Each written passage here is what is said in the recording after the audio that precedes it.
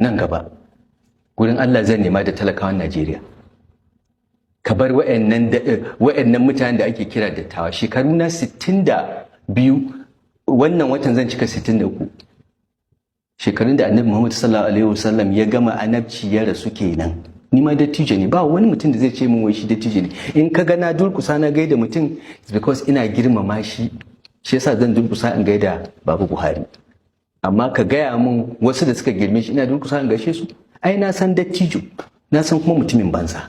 Kuma ni ma shekaru na 63, ina da 'ya'ya, ina da jikoki, ni ma dattijo ne, ba wani dattawan arewa da zai nuna su waye dattawan arewa su fito su nemi talaka su zaɓe su mane. Ni an zaɓe ni sau biyu. Masu cewa su ne dattawan ka tambaye su sun taɓa tsayawa zaɓe ko kansila?